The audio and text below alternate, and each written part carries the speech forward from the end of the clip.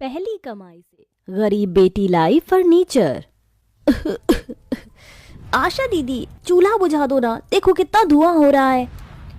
अरे मेरी प्यारी बहन, चूल्हा बुझा दूंगी तो खाना कैसे बनेगा? इतने में सुखी राम भूखा प्यासा मिट्टी में सना घर आता है। पिताजी, आ गए आप? आशा बेटिया, बड़ी जोरों की भूख लगी है। हाथ मुंह धो लो बाबा, खाना तैयार है। चंदा, जल्दी से बाबूजी के लिए खाने की थाली लगा दे और बोरी बिछा दे। चंदा अपने गरीब पिता के आगे रोटी नमक परोस देती है। क्या बात है कस्तूरी, तरकारी नहीं थी क्या? तभी गरीबी से झुंझलाकर कस्तूरी ने कहा, अजय तरकारी होती तो बेटी नून रोटी थोड़ी परोसती, जो रखा है खा लो। बेचारा सुखीराम मन मारकर नमक रोटी खाने लगा। तभी आशा आंगन में आकर रो पड़ी। हे भगवान, ये तेरी कैसी लीला है? सारे दुख हम गरीब को क्यों देता है? न रहने को एक अच्छा घर देता है, न खाने को अच्छा खाना, और न सोने को अच्छा पलंग या बिछौना। पिताजी एक अकेले हम सबका पेट चलाने के लिए कितनी मेहनत करते हैं, फिर भी उन्हें ढंग का खाना भी नहीं मिलता। तभी आशा आंगन में धनिया उगा देखती है। मैंने तो उस दिन ऐसे ही वो खराब धनिया के बीज आंगन में छींटे दिए थे, पर देखो कितने हरे धनिया उग गए हैं। इसी की चटनी पीसकर सबको खाना खिला देती हूँ। आशा उस धनिया की चटनी पीसकर अपने गरीब परिवार को खिलाती है। सुखीराम के परिवार में बूढ़ी माँ, बीवी और 2 बेटी भी हैं। वो किसी तरह किसानी करके परिवार देख रहा है। खाना खाने के बाद बूढ़ी चमेली ठिठुरते हुए कहती है, आशा बेटी, जल्दी से बिछौना लगा दे। जी दादी माँ। फिर वो गरीब बेटी बोरी बिस्तर लगा देती है और उस पर एक गुदड़ी बिछा देती है। पूरा परिवार एक लाइन से झोपड़ी में लेट जाता है। तभी चंदा कहती है, दीदी, ये बिस्तर कितना गड़ता है। काश कि हमारे घर में भी पलंग और गद्दा होता तो हम भी अच्छे से सो पाते। हमारे भी घर में फर्नीचर होना चाहिए। चंदा की यह बात सुनकर दुख से कस्तूरी ने कहा, बेटी, फर्नीचर अमीरों के घर में ही शोभते हैं। हम ठहरे झोपड़ी में रहने वाले गरीब, हमारी सारी जिंदगी जमीन पर सोते ही बीतती है। ऐसा कहते हुए कस्तूरी की आंख में आंसू आ जाते हैं।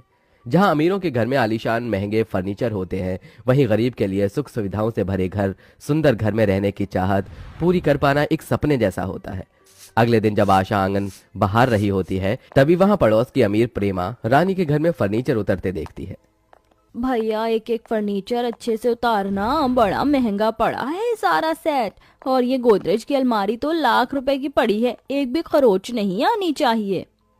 माँ ठीक कहती है, एक अमीर गरीब की जिंदगी में कितना अंतर है। अमीर लोग हर साल फर्नीचर बदल देते हैं और हम जैसे गरीब अपने घर के लिए एक ढंग का अलमारी, सोफा, बेड, कुछ भी सामान नहीं खरीद पाते। थोड़ी देर में प्रेमा मिठाई लेकर आशा के घर आती है। कस्तूरी, अरे ओ कस्तूरी। प्रेमा बहन, आप यहाँ? ये लो पेड़े खाओ और मुंह मीठा करो, मेरे घर नया फर्नीचर आया है। बहुत बहुत मुबारक हो प्रेमा बहन। अरे तुम लोग भी एक आध फर्नीचर ले क्यों नहीं लेते?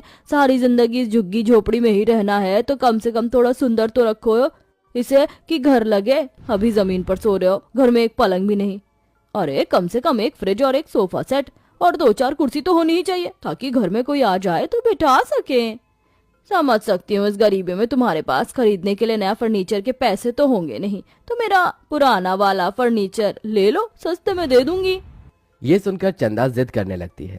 माँ, पिताजी, फर्नीचर ले लो ना, फिर हमें भी जमीन पर बैठकर नहीं खाना पड़ेगा और जमीन पर सोना भी नहीं पड़ेगा। आपको पता है ना दादी माँ को ठंड में जमीन पर सोने की वजह से कितनी सर्दी लगती है।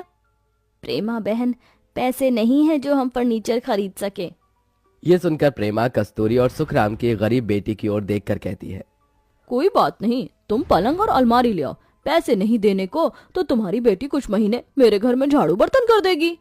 ये सुनकर सुखीराम के स्वाभिमान को बहुत ठेस पहुंचती है। बहन जी, आपने सोचा भी कैसे कि मेरी पढ़ी लिखी बेटी झाड़ू पोछे का काम करेगी? नहीं चाहिए हमें कोई फर्नीचर। इस गरीबी में हम इज्जत की रोटी तो खा रहे हैं, वही बहुत है हमारे लिए। आप चली जाइए। हाँ, जा रही हूँ। मैंने तो भलाई सोची थी, मगर तुम गरीबों की हालत उन गटर के कीड़े जैसी है जो नाली में रहना पसंद करते हैं। हाँ। प्रेमा अपनी अमीरी की ऐंठ दिखाते हुए चली जाती है, मगर उसकी कही बातें आशा के मन पर लग जाती हैं और अगले दिन वो अपनी 12वीं के सर्टिफिकेट के साथ काम ढूंढने निकल जाती है। भगवान, मैं गरीब की बेटी हूँ, पता नहीं 12वीं के बेस पर मुझे कोई काम देगा या नहीं। बस आप देख लेना। आशा नौकरी ढूंढती हुई कई जगह जाती है, मगर उसे 12वीं पढ़ा देख जल्दी कोई भी नौकरी नहीं देता, जिससे अब उसकी हिम्मत टूटने लगती है और आखिर में एक एमएनसी में आती है। ये जगह मेरी आखिरी उम्मीद है, मैं इस मौके को नहीं जाने दे सकती। मुझे ये नौकरी चाहिए। अपने डर को दूर कर आशा। आशा मुस्कुराहट के साथ इंटरव्यू देती है। उसे नौकरी मिल जाती है। तभी एचआर निवेदिता कहती है, यू आर वेरी टैलेंटेड आशा, तुम आज से ही ज्वाइन कर सकती हो। Thank you so much ma'am. दिन भर काम करके आशा रात को घर जाने लगती है, जहां वो बड़ी सी फर्नीचर की दुकान देखकर वहां आती है। सुनिए भाई साहब, ये फर्नीचर सेट कितने का है?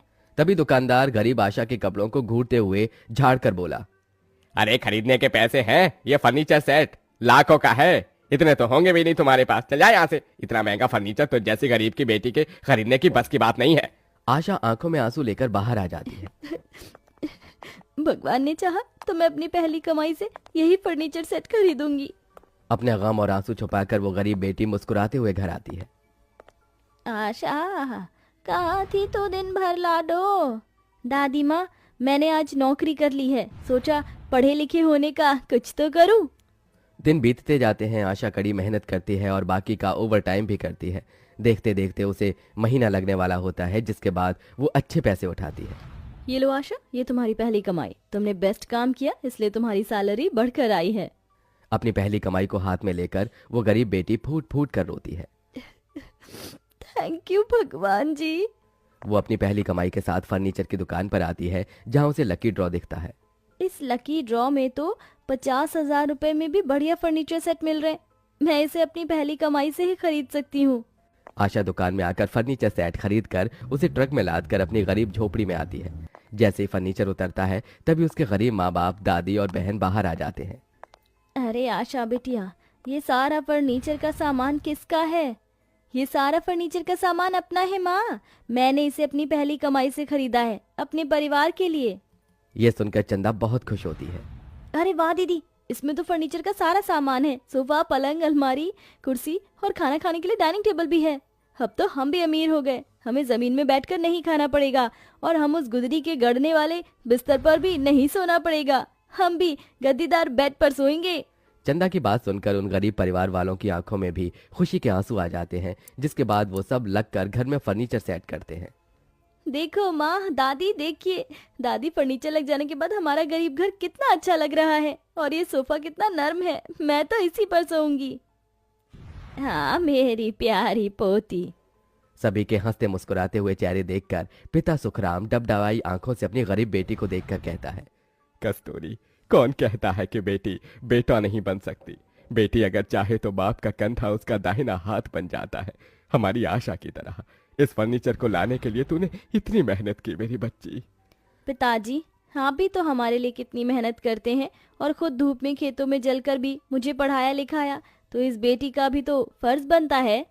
उस दिन आशा का पूरा परिवार फर्नीचर के महंगे डाइनिंग टेबल पर बैठकर खाना खाता है और फर्नीचर लग जाने के बाद उस गरीब का घर सुंदर दिखने लगता है। वहीं आशा के घर में इतना महंगा फर्नीचर देखकर प्रेमा की बोलती भी बंद हो जाती है।